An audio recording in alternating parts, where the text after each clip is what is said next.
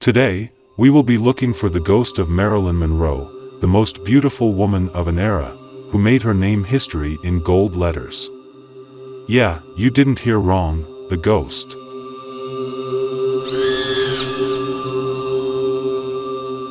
The blonde beauty, who pursued many men during her lifetime, is actually an ordinary event for her to be pursued by her ghost after her death. She was followed by world-famous actors, politicians, and rich people. Have you ever heard of Marilyn Monroe's ghost wandering around in a hotel in America? First, let's take a look at the famous star's life story, which is like a movie. As the pieces of a puzzle come together, details that will astonish you beyond the ghost claim will be revealed. The world knew her as the dumb blonde, but those close to her say that Marilyn Monroe was not stupid at all. The archives prove that the world-famous star's life story was full of pain. Marilyn Monroe was born on June 1, 1926 in Los Angeles. Her real name is Norma Jean Mortensen.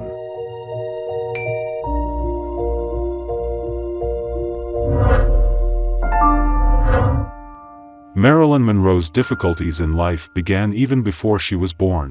A few weeks before the birth of the famous star, her father abandoned her mother. Her mother, who was about to give birth, was psychologically disturbed by this incident and lost her mind. When her mother was committed to a mental hospital, the little girl was left in the middle. After this situation, Marilyn started to grow up in an orphanage. In the written sources and interviews she gave, reflections of the pain of his childhood began to emerge. During her life in orphanages, Marilyn Monroe occasionally admitted that she was subjected to a lot of sexual abuse and emotional pressure. She was very young when she left the orphanage. When she was 16, she married James Daugherty, a 21-year-old aircraft mechanic. So it was a marriage of convenience. Marilyn Monroe, who was sexually abused in orphanage, thought that her life, which had turned into hell, would be saved by this marriage. After her marriage, Marilyn immediately went to work in a factory and started her life. The 16-year-old girl, who went to the factory early every morning, met a photographer at the factory. The photographer was mesmerized by her magical beauty. Perhaps sensing that a factory worker would become Marilyn Monroe, he took photographs of her and arranged for them to be published in a magazine. When the magazine was published, many agencies and fashion designers asked, "Who is this girl?" because she had both beauty and a tremendous star energy. The little girl, whose life began to change after the magazine pose she gave, changed her name at the age of 20. Now everyone knew her as Marilyn Monroe.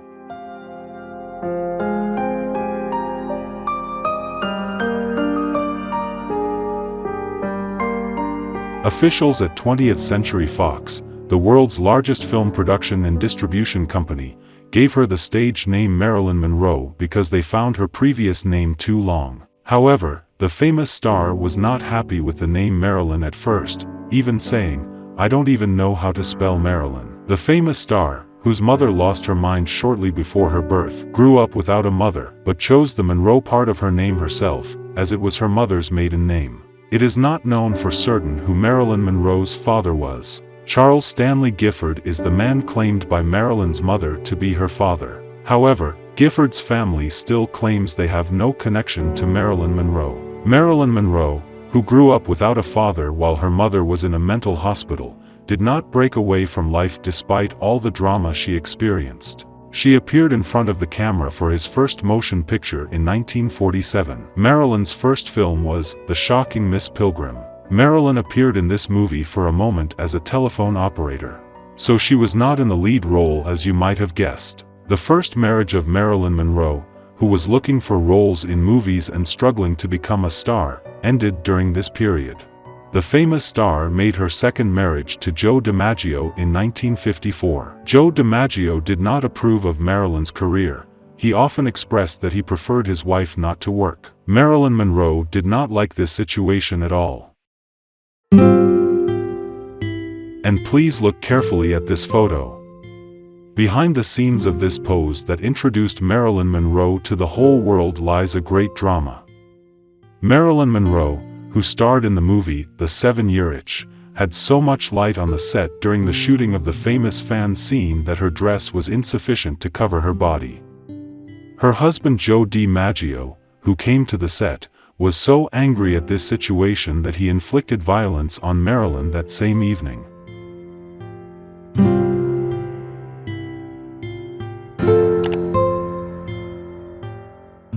Marilyn Monroe, whose second marriage did not work out either, married Arthur Miller in 1956. This marriage lasted 6 years. After 6 years, Marilyn Monroe divorced her third husband.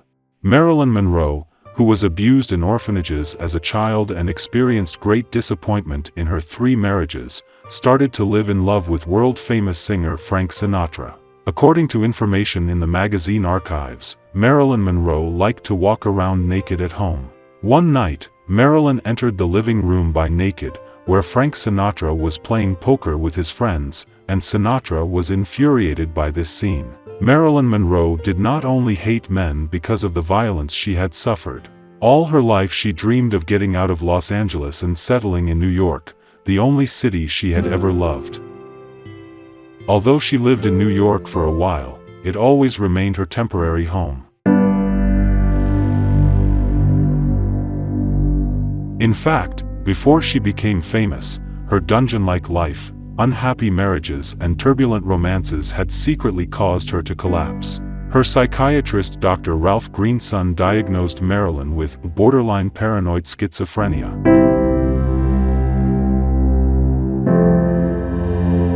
In such a difficult life, it's hard to maintain one's sanity. Marilyn Monroe, who added fame to her fame day by day, was experiencing a secret unhappiness. Even though she won awards and earned a lot of money, something was missing in her life. At one point, her name was involved in rumors of love with the then American President Kennedy. For this reason, the FBI started to follow Marilyn Monroe. Marilyn Monroe, who realized very early that she was being followed thanks to her strong paranoid feelings, boasted of her ability to outwit FBI agents. But no one believed the stories she told. At that time, she was considered mentally ill. Marilyn Monroe became obsessed with the Kennedy family, with whom she became very close. After John Kennedy refused to see her after a while, she persistently called the White House and tried to go to him, even though he was not answering her phone. And Marilyn died on August 4, 1962. Among the reasons for the death of the famous star, there were many claims that she may have committed suicide, that the FBI may have been involved, but even today, the exact cause of her early death is unknown. In 2006, the FBI released 97 more documents on Marilyn Monroe, which were designated as Homeland Security under the Freedom of Information Act, and reported that they still have countless undisclosed documents and files. So, did the famous star die in his Los Angeles home at the age of 36 from a drug overdose? Although her death was officially reported as a possible suicide caused by an overdose of barbiturates, there have been many speculations and conspiracy theories about the cause of death. Monroe's body was then handed over to her ex-husband Joe DiMaggio, and she was buried in Westwood Village Memorial Park Cemetery on August 8, 1962, with a funeral service organized by him. Let's talk about ghosts. We tried to summarize Marilyn Monroe's life briefly. Before Marilyn Monroe was born, her father abandoned her and her mother. Her mother lost her mind because of this event, which happened a few weeks before the birth. Marilyn Monroe grew up in orphanages and was subjected to sexual abuse. The loves of Marilyn Monroe, who could not find happiness in her 3 marriages, ended with scandals. Her death was also controversial. Anyone who has been to America has surely heard of the historic Hollywood Roosevelt Hotel in California. Named after the President of the United States, Theodore Roosevelt, this hotel opened its doors for the first time on May 15, 1927. This 12-story hotel with 300 rooms and suites cost $2.5 million to build at the time. The hotel is still operated by the Thompson Hotel chain. This hotel is rumored to be haunted. Marilyn Monroe, who often came to the Roosevelt Hotel in Los Angeles during her rise to fame, tried to overcome her most difficult times and depressions in this hotel. While an army of press was waiting at the door, she would sometimes lock herself in her room for days without eating, not answering anyone's phone calls, canceling film shoots if necessary. Many admirers believe Marilyn Monroe's soul wanders through this painful room. While this may seem superstitious to some, spiritualists often bring up the idea that extra-human beings roam among us. Several guests who stayed at this hotel in years past have claimed that the ghost of Marilyn Monroe haunts this hotel and that they have seen her. A few fans even spotted Marilyn Monroe in her famous white dress around the hotel, but we think this is a bit far from the truth. Could it be that Marilyn Monroe's spirit in this hotel, whose life has been turned to hell, angry at her father, unhappy with the men she's been through, and lost her life in so many unknowns? What do you say? A mysterious night, intertwined circles, strange figures, and a picture of a naked man. The secrets of the Vitruvian Man sketched by the famous painter Leonardo da Vinci are revealed. All the mysterious aspects and mind-boggling claims of da Vinci's drawing in this episode.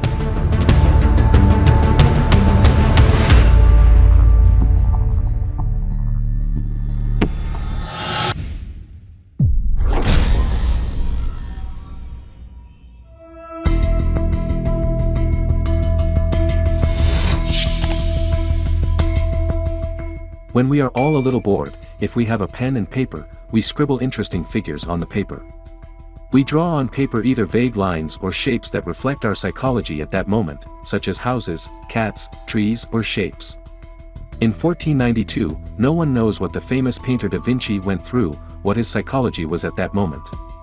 The Vitruvian Man, also known as the Vitruvian Man, is a sketch that the famous painter drew alongside his notes in one of his diaries.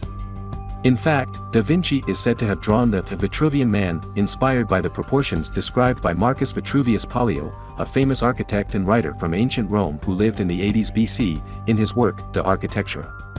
And why? What was the reason for depicting a naked man in the center of an intertwined circle and a square, with his limbs overlapping in the open and closed positions? Why did da Vinci often refer to the law of proportions, or, less often, to the proportions of man, in these drawings and accompanying notes? The original work is still in Venice Gallery dell'Accademia at the Museum of Modern Art. Da Vinci was very curious about proportions. It was even an obsessive curiosity. It is thought that da Vinci, who is also known to be curious about the creatures that have existed on Earth for millions of years, made this doodle in order to make human and nature related to each other.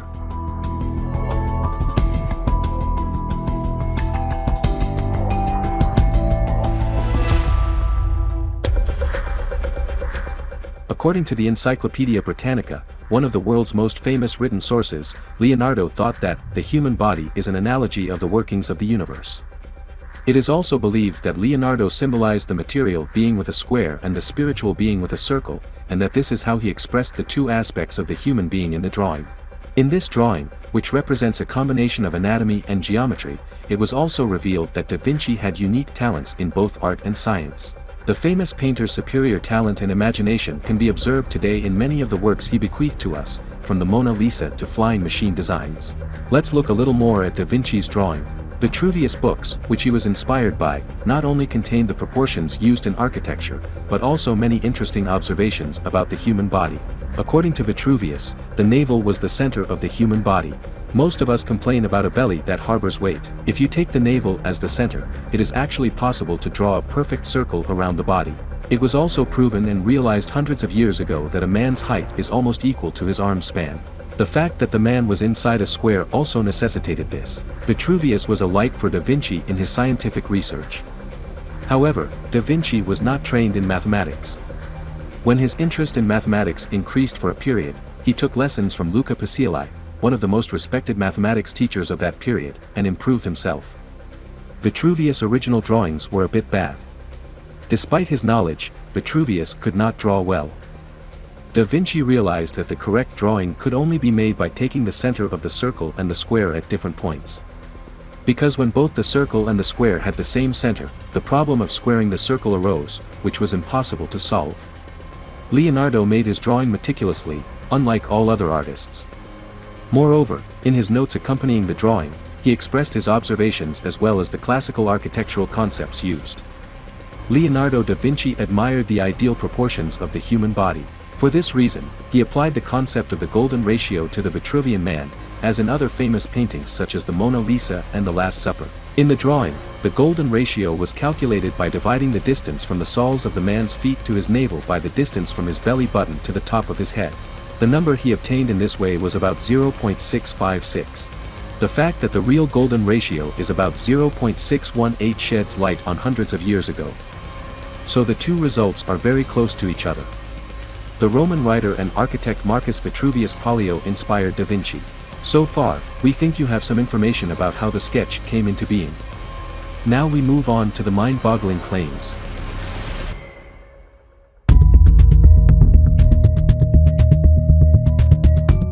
The gifted Leonardo da Vinci was allegedly not the one who created this design. The painting was discovered in one of the high Renaissance master's personal notebooks. The work was solely for the artist's own imagination, and when he finished it in 1490, he probably never expected it to be appreciated. Nevertheless, today the Vitruvian Man is iconic and, along with the Last Supper and the Mona Lisa, is among Leonardo da Vinci's best-known works. Vitruvius, the first author of the work, wrote in his book De Architectura, "If a man is laid on his back with his hands and feet extended, and a pair of compasses is centered on his navel, the fingers and toes of his two hands and feet touch each other." What is described here is the circumference of a circle. And just as the human body forms a circular outline, a square also emerges. He wrote his note. In an interview in 2012, American scientist Toby Lester said, especially in the 15th century, when Leonardo was concentrating on his drawings, many other artists worked on this drawing. So Leonardo was not the first to show the theories of the Vitruvian Man. Perhaps there were many other drawings that have been lost in history. In 2012, Italian architectural historian Claudio Scarbai shared findings in which he felt that Leonardo's study of proportion was triggered by similar work done by his friend and fellow Vitruvian enthusiast Giacomo Andrea da Ferrara, an architect of the time. There is some debate as to whether the two work together, but even if this theory is wrong, historians agree that Leonardo perfected the flaws in the execution that Giacomo failed to do, including the second set of arms and legs, which allowed Vitruvius' writings to be more accurately depicted. So the work may be the product of a collaboration.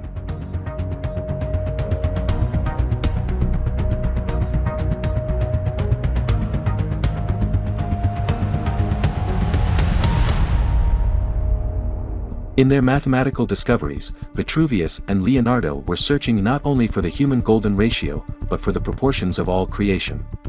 In a notebook dated 1492, Leonardo noted, "Man is made of earth, water, air and fire, so his body resembles the earth." In other words, man is a microcosm of the universe. So the circle you see here has a great meaning. A meaning that has not yet been solved. Here we come to the most interesting part. Some art historians, based on the inadequate descriptions of the 15th century painter as a younger man, have suggested that the model of the Vitruvian Man was Leonardo da Vinci.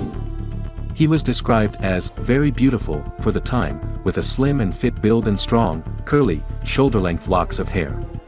But the rumors about who the model was remained only rumors. The question of whether da Vinci was the model for the portrait is still being asked. Do you think da Vinci painted himself? Surgery lecturer Houghton Ashrafian's diagnosis 521 years later, inguinal hernia. He also theorized that this condition could have killed Vitruvian Man.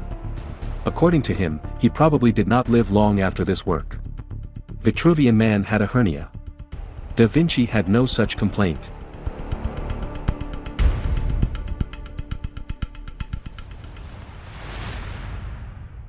And one last interesting note. The image of the Vitruvian Man forms 16 poses all by itself. So at first glance you can only see 2. This is because the arms and feet are in 2 different poses. But the genius of Leonardo's depiction is that the uniquely drawn torso allows 16 different combinations of these outstretched limbs. What do you think about Leonardo da Vinci, the mysterious genius of history? We are waiting for your comments. Human history is full of secrets. Most of these secrets will never be solved, but we will continue to pursue them. Goodbye and see you in the next video.